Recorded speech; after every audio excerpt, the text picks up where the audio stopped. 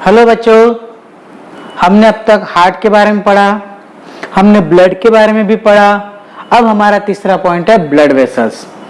मैंने पहले ही बताया था कि सर्कुलेशन में 3 पार्ट इन्वॉल्व होते हैं, एक ब्लड, दूसरा हार्ट और अब तीसरा ब्लड वेसल्स। अब ब्लड वेसल्स का एक्सप्लेन करने जाए तो वहां पे 3 पार्ट आते हैं, एक आर्टरी, दूसरा वेन और तीसरा कैपिलरी। ऐसे 3 पार्ट इंक्लूड किए गए ब्लड वेसल्स में। अब आर्टरी जो होती है, ये ऐसी आर्टरी होती है जो हार्ट से चालू होती है और ऑक्सीजन वाला ब्लड लेके जाती है, कैरी O2 ब्लड। वेन ऐसी है जो कार्बन डाइऑक्साइड वाला ब्लड लेके जाती है, मतलब कैरी CO2 ब्लड। और capillary fine, narrow, thin blood vessels. Capillary क्या होती है? Fine, narrow, thin blood vessels which directly enter in the organ, tissue and cell. ठीक है, यहां तक मैंने आपको बता दिया। मतलब हार्ट से जो ब्लड लेके जा रही है बॉडी पार्ट तक, वो है आर्टरी। बॉडी पार्ट से कार्बन डाइऑक्साइड वाला ब्लड लेके आ रही है हार्ट तक, वो हो गई वेन। और बॉडी पार्ट, ऑर्गन, टिश्यू और सेल तक जा रही है ऐसी फाइन ब्लड वेसल्स, मतलब कैपिलरी। जैसे हमने उंगली को कट किए तो कट करते बराबर ब्लड आना चालू हो जाता है, तो उंगली के इस टिप तक जो ब्लड वेसल्स आ रही है वो है ब्लड कैपिलरी, वो है ब्लड कैपिलरी। तो ये फाइन, नैरो और थीन ब्लड वेसल्स होती है जो बॉडी के हर पार्ट तक एंटर करती है। और ब्लड आर्टरी वेन जो होती है लार्ज साइज की होती है, जो इनर साइड में, बॉडी की इनर साइड में दबी होती है। ठीक है, तो ये हो गए ब्लड वेसल्स के 3 टाइप। अब मैंने जो बताया आर्टरी, ये आर्टरी ब्लड लेके जा रही है ऑक्सीजन वाला, लेकिन एक्सेप्ट एक ऐसी आर्टरी होती है जो कार्बन डाइऑक्साइड वाला ब्लड लेके जाती है, जिसका नाम है pulmonary artery.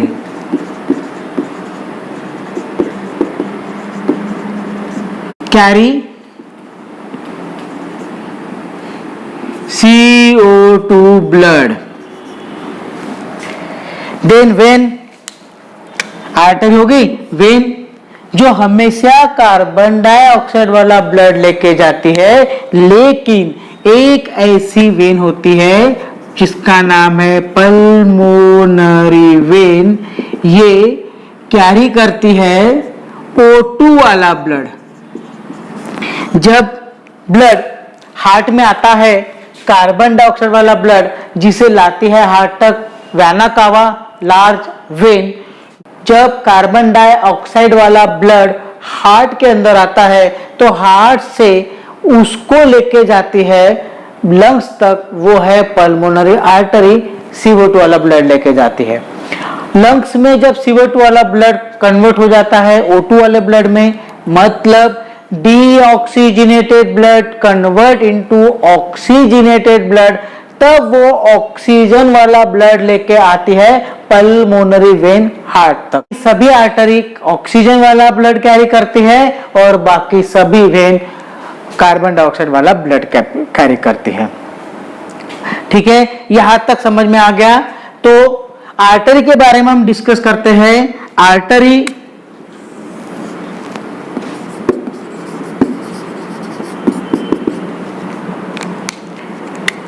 it is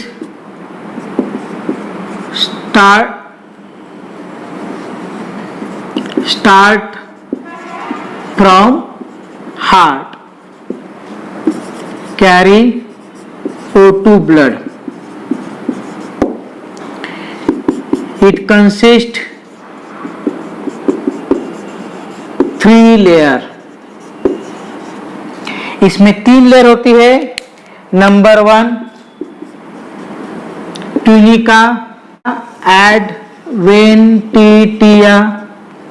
number 2 tunica media और नंबर 3 ट्विनिका इंटीमा। इस तरह से आर्टरी के 3 लेयर होते हैं। टीएस ऑफ आर्टरी अगर हम देखते हैं तो टीएस ऑफ आर्टरी में हमें 3 लेयर मिलती है। पहला आउटर मोस्ट लेयर जो है वो है ट्यूनिका एडवेंटिटिया, सेकंड लेयर जो है वो है ट्यूनिका मीडिया और थर्ड लेयर जो है ट्यूनिका इंटीमा। ऐसे 3 लेयर हमें अगर आर्टरी का टीएस करते हैं तो उसमें हमें दिखते हैं। पहली आउटर मोस्ट लेयर है ट्यूनिका एडवेंटिटिया, ये थिक लेयर होती है, टफ लेयर होती है और ये इलास्टिक फाइबर से बनी हुई लेयर होती है। सेकंड लेयर जो होती है ट्यूनिका मीडिया, ये मस्कुलर लेयर होती है और इलास्टिक नेचर की होती है।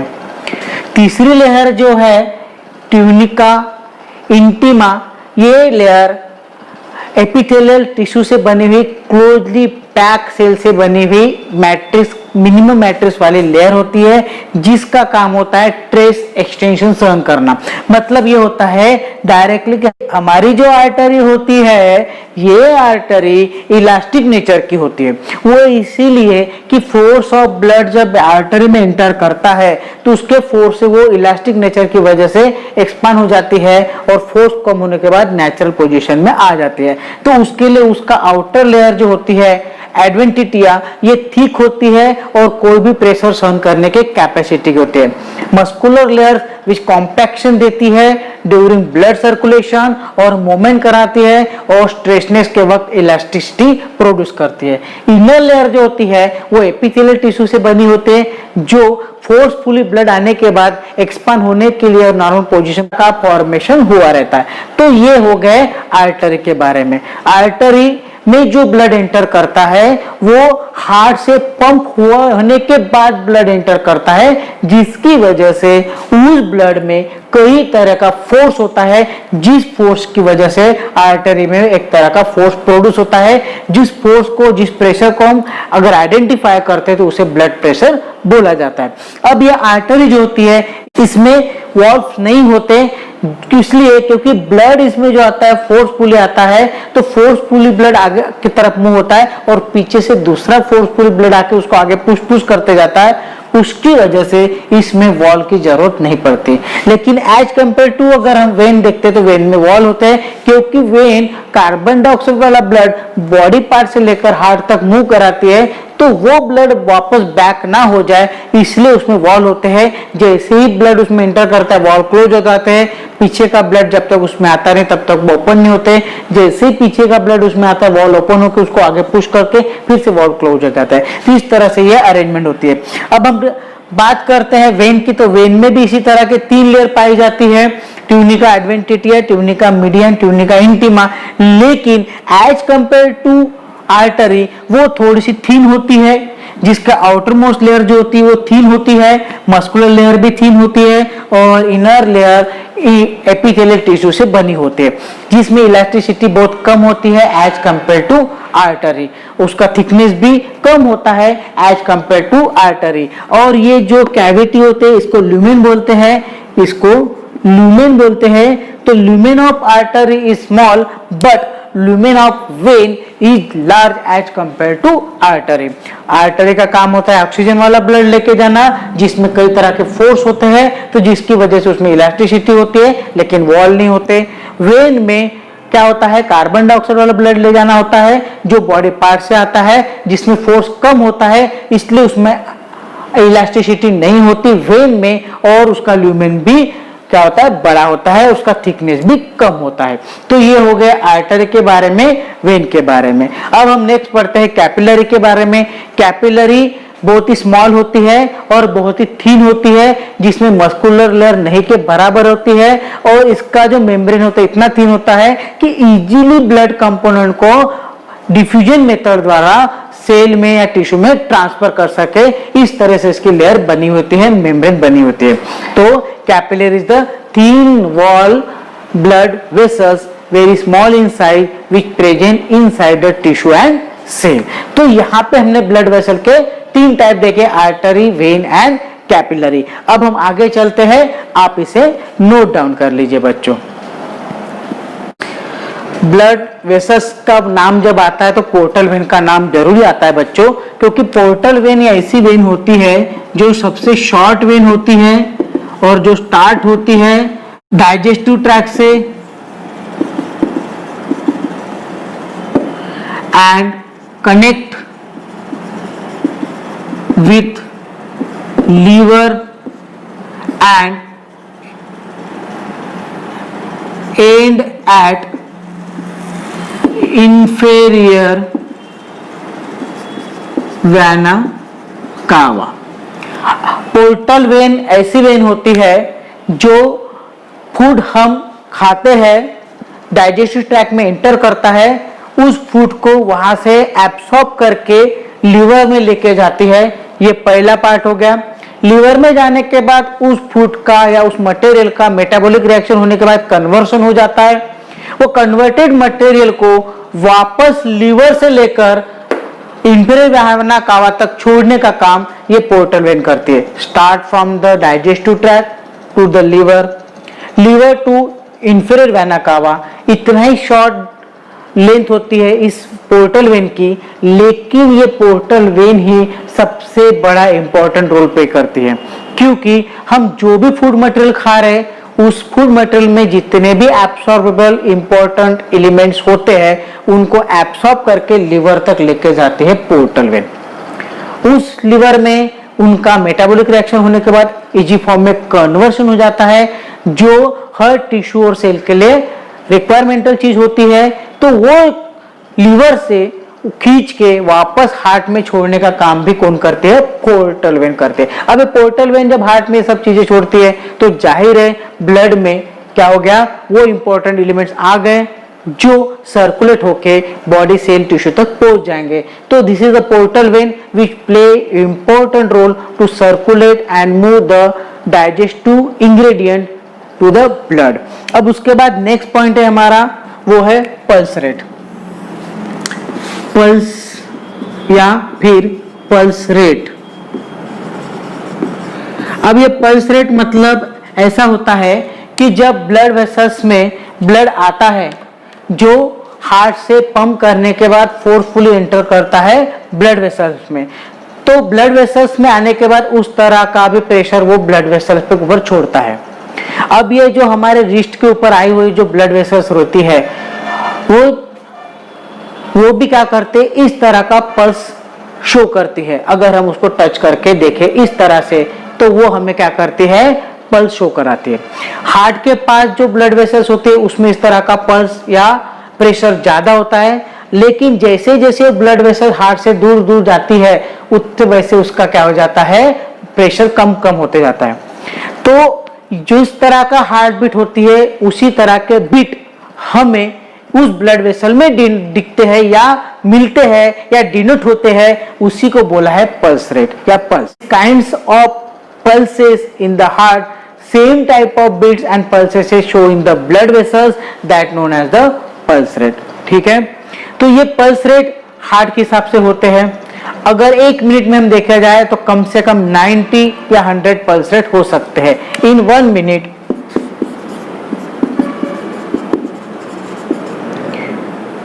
Near 90 to 100 pulse are noted। अगर हम पल्स रेट चेक करते हैं तो कम से कम 90 to 100 एक मिनट में पल्स रेट हो सकते हैं as same to heart beat. तो पल्स ये होता है, हार्ट जो प्रेशर या बीट प्रोड्यूस करता है, same pressure same beat blood vessels में पाए जाते हैं। अगर हम ब्लड वेसल्स को टच करते हैं तो उस तरह के बीट हमें भी मिलते हैं, तो उसी को बोला है पल्स रेट। इसके बाद बच्चों हम नेक्स्ट पॉइंट लेते हैं, वो है हमारा लिम्फेटिक सिस्टम।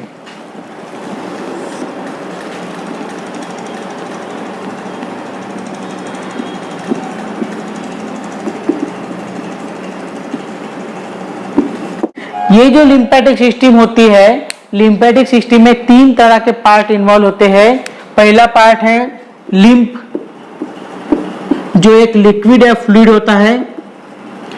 सेकंड है लिम्फ नोड एंड थर्ड है लिम्फ वेसल्स। ये जो लिम्फेटिक सिस्टम होती है ब्लड सर्कुलेटरी सिस्टम की तरह ही होती है, ब्लड सर्कुलेटरी सिस्टम के तरह ही होती है। और जिसमें जो लिम्फ होता है, ये जो लिम्फ है इसका कंपोजिशन ब्लड के कंपोजिशन जैसा ही same as the blood composition होता है, बट डिफरेंस इज दैट कि इसमें कोई आरबीसी या हीमोग्लोबिन नहीं होता, जिसकी वजह से इसका कलर रेड नहीं ब्लूइश होता है। Because lymph consist various type of plasma content like organic, inorganic content, waste material. Due to this, the color of lymph is bluish, absence of RBC hemoglobin। ठीक है, अब RBC hemoglobin absent होने की वजह से इसमें रेड कलर नहीं होता, क्योंकि RBC डिस्ट्रॉय हो जाती है तो वहां का हीमोग्लोबिन भी डिस्ट्रॉय हो जाता है। तो उसके बाद जो लिक्विड प्रिपरेशन बचता है, वेस्टेज प्रिपरेशन, वो कहाँ पे आता है? लिम्फ में। उसमें आरबीसी हीमोग्लोबिन नहीं होता, तो वही है लिम्फ। ठीक है, अब इसको ले जाने के लिए क्या होती है? लिम्फ वेसल्स होती है जो उसको एक पार्ट से दूसरे पार्ट तक या ड्रेनेज सिस्टम तक पहुंचाने का काम करती है लिम्फ वेसल। और तीसरा रहता है लिम्फ नोड। लिम्फ नोड एक ऐसा पार्ट होता है जिसमें लिम्फेटिक टिश्यू होते हैं। ये बीन शेप स्ट्रक्चर का पार्ट होता है जिसमें आने वाली जो लिम्फ वेसल्स होते हैं वो एफरेंट होती है, और एक लिम्फ नोड में एक लिम्फ वेसल्स लिम्फ लेके आती है, लेकिन वहां से आउटलेट में कम से कम 3 या 4 या 5 लिम्फ वेसल्स हो सकती है जो फिल्टर लिम्फ को वहां से लेके जा सकती है। लिम्फ नोड ऐसा ऑर्गन है जिसमें लिम्फेटिक टिश्यू होते हैं। अब ये लिम्फ नोड का फंक्शन ये होता है कि ये लिम्फ नोड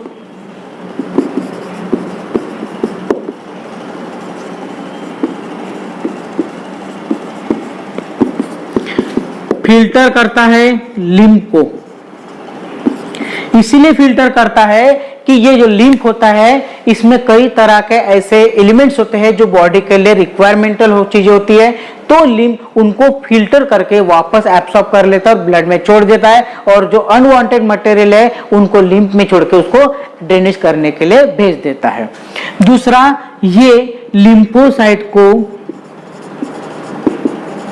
मैच्योर करता है और मल्टीप्लाई करता है। लिम्फोसाइट को मैच्योर करता है और मल्टीप्लाई करता है। लिम्फ नोड का काम होता है लिम्फ को फिल्टर करना, अनवांटेड मटेरियल को ड्रेनेज करना, और वो इंपॉर्टेंट वांटेड मटेरियल को वापस ब्लड में छोड़ना। ये लिम्फ नोड का काम होता है। लिम्फ वेसल्स का काम होता है कि लिम्फ को ट्रांसपोर्ट करना, एक जगह से दूसरी जगह, ऑर्गन से, पार्ट से, टिश्यू से कैरी करके लेके आना और ड्रेनेज सिस्टम में डाल देना, जिसकी वजह से अनवांटेड मटेरियल बॉडी के बाहर निकल जाए। ये ऐसी सिस्टम होती है जो टिश्यू में या सेल में मूव करती रहती है और अनवांटेड मटेरियल को वांटेड मटेरियल को ट्रांसफर करने का काम करती है। तो ये हो गई हमारी लिम्फेटिक सिस्टम। अब हम इसके बाद देखेंगे different kind of disease disorder, तो आप इसे नोट डाउन कर लीजिए बच्चों। नेक्स्ट पॉइंट है बच्चों डिसीजेस ऑफ सर्कुलेशन और हार्ट। डिसीजेस, हार्ट के भी सारे डिसीजेस हो सकते हैं बच्चों, और ब्लड वेसल्स के भी डिसीजेस हो सकते हैं। ठीक है, तो पहला डिसीज देखते हैं हम हाइपरटेंशन। पहला डिसीज देखते हैं हम हाइपरटेंशन। वर्ड आपने सुना होगा हाइपरटेंशन। इसमें ब्लड प्रेशर बढ़ जाता है, और फ्रीक्वेंटली अगर ऐसा ब्लड प्रेशर बढ़ते रहता है उस कंडीशन को बोलते हैं हाइपरटेंशन। नॉर्मल ब्लड प्रेशर से ज्यादा ब्लड प्रेशर बढ़ना, फ्रीक्वेंटली ऐसे ब्लड प्रेशर बढ़ते रहना, जिसकी वजह से आर्टरी में इस तरह का ब्लड टेंशन कंटिन्यूसली प्रोड्यूस होते रहना और वो हमेशा बढ़ते ही रहता, उसे बोला है हाइपरटेंशन।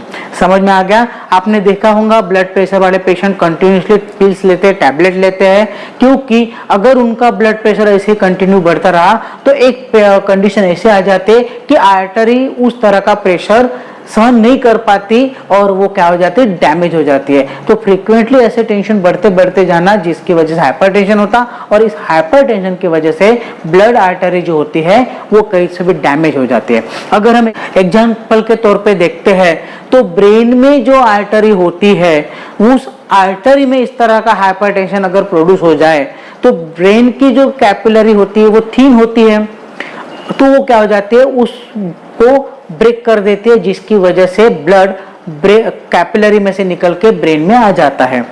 ब्लड कैपिलरी से निकल के ब्रेन में आ जाता है, बाहर आने की वजह से एक्स्ट्रा सेलुलर फ्लूइड के साथ मिक्स हो जाता है और उसकी वजह से उसका क्लॉटिंग वहां पे फॉर्म हो जाती है। आपने कई बार सुना होगा जिन्हें ब्रेन हैमरेज हुआ है उन पेशेंट को डॉक्टर कहते हैं कि ब्रेन में क्लॉट है। तो क्लॉट का मतलब ये होता है कि ब्लड कैपिलरी से निकल के सेलुलर फ्लूइड में आ गया है और वहां पे उसके क्लॉट बन गया। अब इस क्लॉट बनने की वजह से क्या हो जाता है, ब्रेन अपने नॉर्मल फंक्शन नहीं कर पाता, वो डेड हो जाता है और उसी कंडीशन को ब्रेन हैमरेज बोलते हैं। तो इस तरह की सिचुएशन हो सकती है अगर हाइपरटेंशन कंटिन्यूसली हो जाए। ये कहीं पे भी हो सकता है, किडनी में भी हो सकता है, आईज में भी हो सकता है, हार्ट में भी हो सकता है, या फिर लंग्स में भी हो सकता है, या फिर ब्रेन में भी हो सकता है। ये किसी भी ऑर्गन को इस तरह से डैमेज कर सकते हैं जहां की कैपिलरी अगर ब्रेक हो जाए और ब्लड बाहर आके क्लॉटिंग फॉर्म कर ले, तो that is known as the hypertension. अब उसके बाद नेक्स्ट पॉइंट है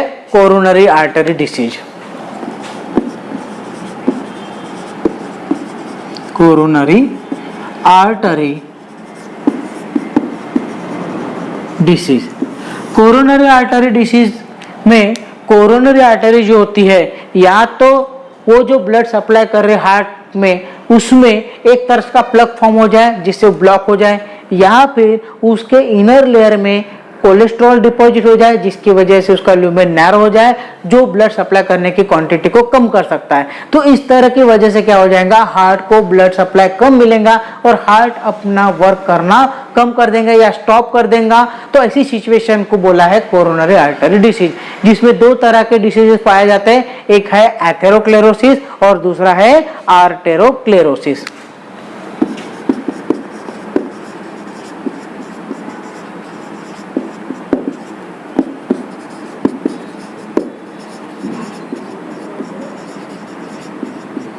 एथेरोक्लेरोसिस में क्या होता है कि इसमें एक प्लग फॉर्म होता है, जैसे अगर ये ब्लड वेसल हो तो इसमें इस तरह का प्लग फॉर्म हो जाना जिसकी वजह से ब्लड फ्लो की क्वांटिटी में कम आना। आर्टेरोक्लेरोसिस में क्या होता है, इनर लेयर में इस तरह से कोलेस्ट्रॉल का डिपॉजिट हो जाना जिसकी वजह से इसका ल्यूमेन नैरो होना और ब्लड सप्लाई कम हो जाना। उसके बाद हमारा नेक्स्ट डिसीज है वो है अंजाइना पेक्टोरिस।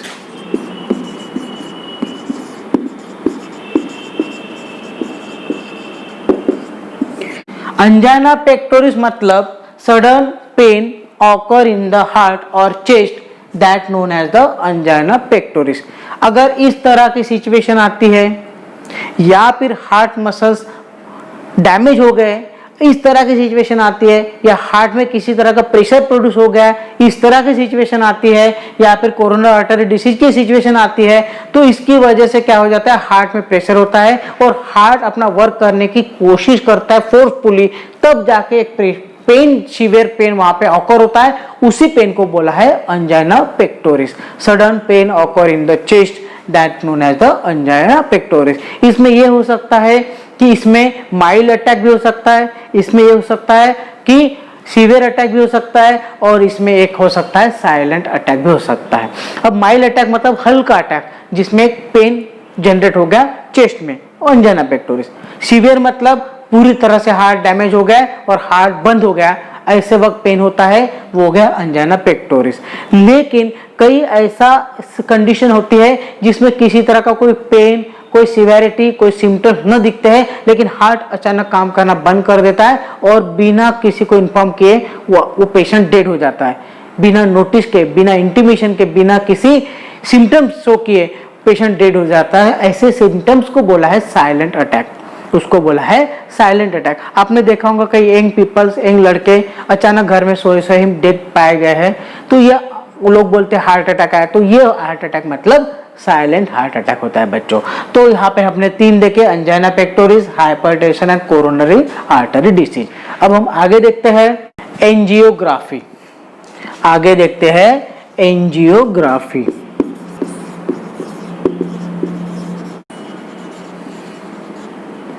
एंजियोग्राफी में ये होता है कि एक तरह का इंस्ट्रूमेंट जिसमें कैमरा लगा होता है या फिर इंस्ट्रूमेंट डायरेक्टली इंसर्ट किया जाता है ब्लड वेसल्स में, जहां पे एक्सरे की मदद से हमें ये पता चलता है कि ब्लड वेसल में किस तरह का और कहां पे ब्लॉकेज है। Identify the blockage inside the blood vessels viewed by the device in X-ray region that known as the angiography। समझ में आ गया? एंजियोग्राफी की मदद से हम ब्लॉकेज आइडेंटिफाई करते हैं, एक डिवाइस इंसर्ट करते हैं ब्लड वेसल्स में और एक्सरे में उसको आइडेंटिफाई करते हैं, उसे बोला है एंजियोग्राफी। अब इसमें क्या होता है कि एक इंसर्ट किया हुआ जो डिवाइस होता है ब्लड वेसल में आगे आगे जाता है और फिर आगे जाने के बाद एक तरह की डाई वो वापस स्प्रेड कर देता है। डाई स्प्रेड करने के बाद वो ब्लड के साथ डाई आगे आगे मूव होती है। तो अब एक्सरे रीजन में देखा जाता है कि जब डाई आगे आगे मूव हो रही है तो एक जगह पे उसका मूव होने की क्वांटिटी कम है, नैरो है, और बाकी जगह ज्यादा है, तो वो शो करता है कि उस जगह पे ब्लॉकेज है। इस तरह से ये एंजियोग्राफी होती है। उसके बाद हम देखते हैं हार्ट ट्रांसप्लांट।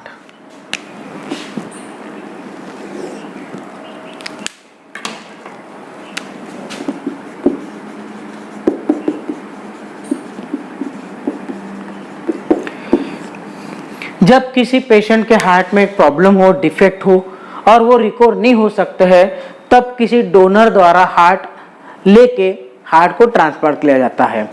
जैसे कोई पेशेंट ऐसे है जो डेड हुए, ब्रेन डेड हुए हैं, जिनका ऑर्गन तो काम कर रहे हैं लेकिन ब्रेन डेड है, ऐसे पेशेंट का हार्ट निकाल के किसी एबनॉर्मल डिसऑर्डर वाले हार्ट की जगह रिप्लेस किया जाता है, जिसे बोलते हैं हार्ट ट्रांसप्लांटेशन। इसमें जब सर्जरी की जाती थी, ओपन हार्ट सर्जरी होती है, इसमें जब हार्ट निकाल के दूसरा हार्ट लगाया जाता है तब तक उस कंडीशन तक एक मशीन द्वारा ये सर्कुलेशन चालू किया जाता है। उस मशीन द्वारा सर्कुलेशन प्रोड्यूस किया जाता है जब तक हार्ट पूरी तरह से रिप्लेस करके उसको अटैच नहीं किया जाता तब तक। जब हार्ट पूरी तरह से अटैक हो जाए, रिप्लेस हो जाए और सर्जरी कंप्लीट हो जाए, तब ये जो सर्कुलेशन है वापस मशीन के बाद निकाल के हार्ट में ट्रांसफर किया जाता है और हार्ट द्वारा सर्कुलेशन प्रोड्यूस किया जाता है। ऐसे सर्जरी को बोला है हार्ट ट्रांसप्लांट। तो हम यहाँ पे लिख देते हैं रिप्लेसमेंट ऑफ डैमेज हार्ट इन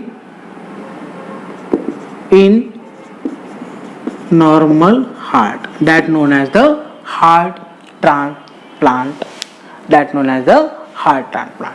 अब हमने देखे डिसीजेस। पहला डिसीज था हमारा हाइपरटेंशन, जहाँ पे ब्लड प्रेशर नॉर्मल से भी ज्यादा हो जाता है, जहाँ पे ब्लड प्रेशर नॉर्मल से भी ज्यादा हो जाता है। फिर हमने देखे कोरोनरी आर्टरी डिसीज, जिसमें दो तरह के होते हैं, एथेरोक्लेरोसिस एंड आर्टेरोक्लेरोसिस, जिसकी वजह से हार्ट को प्रॉब्लम हो सकता है क्योंकि blood circulation toward the heart कम हो जाएगा और हार्ट अपना काम करना बंद कर देगा, may be causes of heart attack. ठीक है। नेक्स्ट है angina pectoris, severe pain occur in the chest known as the angina pectoris. Angiography where the blockage found in the artery by a device is known as the angiography. Now heart transplantation where is the damage heart transplant with the normal heart. This is the our syllabus. यहाँ पे अपना ये topic, ये lesson पूरा खत्म हो गया है।